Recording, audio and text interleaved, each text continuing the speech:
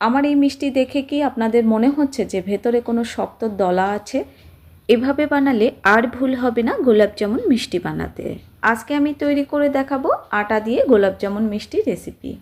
আটা দিয়ে গোলাপ জামুন মিষ্টিটা অনেক বন্ধু বানাতে পেরেছেন, আবার অনেকেই বানাতে পারেননি। যারা বানাতে পারেননি এই ভিডিওটা তাদের জন্য। প্রথমেই আমি শিরাটা বানিয়ে নিচ্ছি। আমি এখানে 2 কাপ চিনি দিচ্ছি আর 2 কাপ চিনির জন্য 2 কাপ জল দিচ্ছি। এই শিরাটা খুব বেশি ঘন শিরা হবে না, পাতলা শিরা হবে। আর এই শিরা জাল দিয়ে ঘন করার কোনো প্রয়োজন নাই। চিনি গলে ফুটে উঠলেই কিন্তু শিরাটা তৈরি হয়ে যাবে। চিনি গলে গেছে, শিরাটা এবার আমি বন্ধ করে রেখে দেব, কারণ মিষ্টিগুলো বানাবো ততক্ষণে শিরাটা ঠান্ডা হয়ে যাবে। শিরাটা আমি ফোটাবো আবার, এই জন্য আমি বন্ধ করে রেখে দিচ্ছি। এবার নিয়ে নিচ্ছি হাফ কাপ আটা। এটা কিন্তু ময়দা নয়, আটা। আপনারা গমের যে কোনো আটা নিতে পারেন, যে কোনো কোম্পানির আটা নিতে পারেন, কোনো সমস্যা নেই। এবার দিয়ে দিচ্ছি হাফ কাপ গুঁড়ো দুধ। এবার দিয়ে দিচ্ছি একটা এলাচ গুঁড়ো করে। এলাচটা কিন্তু বেশ ভালো। এবার সব কিছু ভালোভাবে মিশিয়ে নিচ্ছি। এলাচটা কিন্তু অবশ্যই শুকনো উপকরণের মধ্যে দেবেন, শিরার মধ্যে দেবেন না। যেহেতু আটা দিয়ে এই মিষ্টিটা তৈরি করা হচ্ছে, আটার একটা গন্ধ আছে। এলাচ গুঁড়ো যদি আটার মধ্যে মেশান তাহলে আটার গন্ধটা থাকবে না, আর শিরার মধ্যে দিলে আটার গন্ধটা কিন্তু হালকা একটু থেকে যাবে। এবার দিয়ে দিচ্ছি 2 চা চামচ ঘি। অনেকেই প্রশ্ন করেছেন আমাকে তেল দেওয়া যাবে কি না, তো আমি বলবো তেল না দেওয়াটাই ভালো, ঘি দিলে খেতে বেশি টেস্টি হবে। আমি আসলে ভুলে গিয়েছিলাম মেইন উপকরণটা দিতে। এবার দিয়ে দিচ্ছি বেকিং সোডা। বেকিং সোডাটা 1 চিমটির একটু বেশি দেবেন।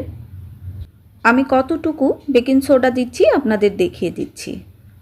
ঘি দেওয়ার আগেই আপনারা বেকিং সোডাটা দিয়ে দেবেন। আপনারা অনেকেই প্রশ্ন করেছেন যে বেকিং সোডা দেব না বেকিং পাউডার দেব। আমি বলবো আপনারা বেকিং সোডাই দেবেন, এতে রেজাল্টটা অনেক বেশি ভালো পাবেন। আর বেকিং সোডা দিলে মিষ্টি হবে একদম দোকানের মতো নরম তুলতুলে। এবার ভালো করে আমি মিশিয়ে নিচ্ছি। আর সব কিছু কিন্তু একটু সময় ধরে হাত দিয়ে এভাবে ঘষে ঘষে মিশিয়ে দিতে হবে, তাহলে একদম খেতে ছানার মিষ্টির মতো হবে। কেউ খেয়ে বুঝতেই পারবে না এটা আটা দিয়ে বানানো। এই উপকরণগুলো কিন্তু আমাদের ঘরে সবসময়ই থাকে, যখনই মিষ্টি খেতে মন চাইবে তখনই বানিয়ে খেতে পারবেন। আমার মিশ্রণটা মাখা হয়ে গেছে। আর মাখা হয়ে গেছে বুঝবেন কি করে? যখন এভাবে মুঠো করবেন, মুঠো হবে, আবার চাপ দিলেই ঝরঝর করে ভেঙে যাবে, তখন বুঝবেন এটি মিষ্টি বানানোর জন্য একদম রেডি হয়ে গেছে। এবার দুধ দিয়ে আমি ডো তৈরি করে নেব। আমি এখানে 4 টেবিল চামচ দুধ নিয়েছি। অল্প অল্প দুধ আমি মিশিয়ে দেব, একবারে দেবেন না, এতে দুধটা কম বেশি হয়ে যেতে পারে। আপনারা চাইলে দুধের পরিবর্তে এখানে জলও ব্যবহার করতে পারেন, তবে দুধটা দিলে খেতে একটু বেশিই ভালো হবে।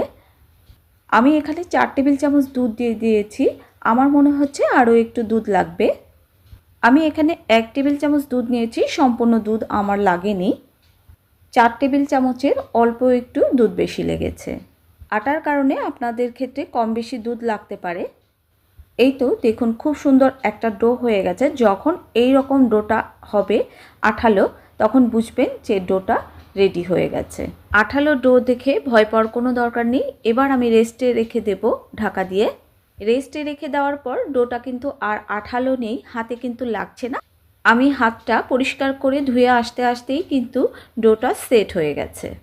এবার হাতে ঘি মেখে নিচ্ছি, আর ঘিটা কিন্তু অবশ্যই মেখে নিতে হবে, তা না হলে গোলাপ জামুনের শেপ দিতে অসুবিধা হবে।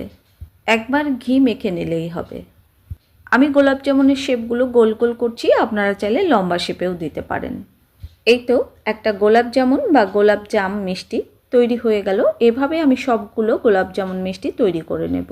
আর বলগুলো কিন্তু খুব সুন্দর করে করতে হবে, যাতে বলের গায়ে কোনো ফাটল না থাকে। যেখানে ফাটল থাকবে ভাজার সময় সেখান থেকে কিন্তু ফেটে যাবে।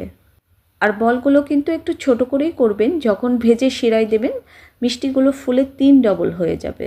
মিষ্টিগুলো তেলে ভাজার জন্য আমি ননস্টিকের কড়াই নিয়েছি। ননস্টিকের কড়াইয়ে মিষ্টিগুলো ভাজলে পুড়ে যাওয়ার ভয় থাকে না। ডুবো তেলে ভাজার জন্য আমি সাদা তেল দিয়ে দিয়েছি। তেলটা হালকা গরম করে নিয়েছি। এবার মিষ্টিগুলো আমি ছেড়ে দিচ্ছি। এখানেও একটা টিপস আছে, মিষ্টিগুলো তখন ছাড়বেন যখন মিষ্টিগুলো ছাড়ার পর মিষ্টির চারপাশ থেকে এরকম বুদবুদ উঠবে। আমি পাশ থেকে তেলটা একটু নেড়ে দিচ্ছি। নেড়ে দেওয়ারও প্রয়োজন নেই, কারণ এই মিষ্টিগুলো একা একাই কিন্তু ঘুরবে। একটা সময় পর মিষ্টিগুলো একা একাই ভেসে উঠবে। এখন গ্যাস ওভেনের আঁচটা মিডিয়াম লো হিটে আছে। আমার রেসিপিগুলো আপনাদের যদি ভালো লাগে, লাইক, কমেন্ট, ফ্রেন্ডস অ্যান্ড ফ্যামিলির সাথে শেয়ার করতে ভুলবেন না। যখন মিষ্টিগুলো ভেসে উঠতে নেবে তখন গ্যাস ওভেনের আঁচটা হাই হিটে করে দিতে হবে। মিষ্টিগুলো যখন ভেসে উঠবে তখন যদি গ্যাস ওভেনের আঁচটা লো হিটে থাকে তাহলে মিষ্টিগুলো কিন্তু ফেটে যাবে। মিষ্টিগুলো দেখুন ভেসে উঠেছে, আর এই সময় কিন্তু আমি গ্যাস ওভেনের আঁচটা হাই হিটে করে দিয়েছি। দেখুন 2-1টা মিষ্টি কিন্তু আমার ফেটে গেছে।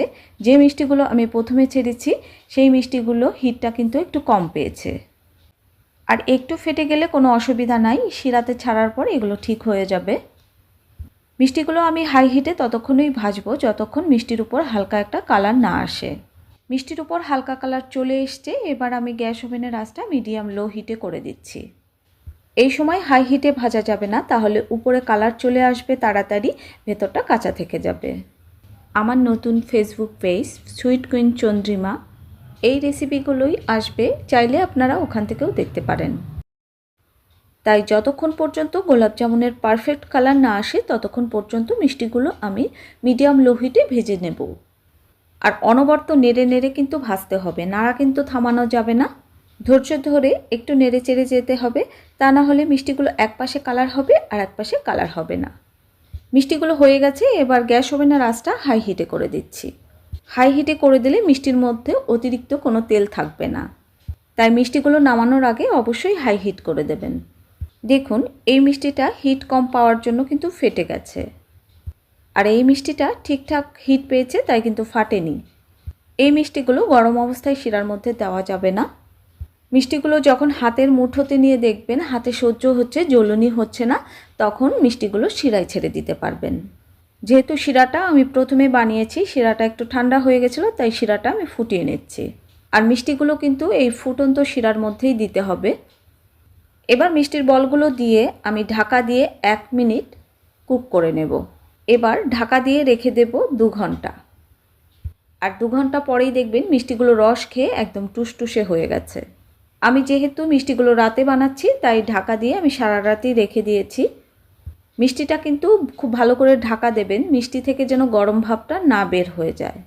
আর সারা রাত পর মিষ্টিগুলো দেখুন রস খেয়ে একদম টুসটুসে হয়ে গেছে।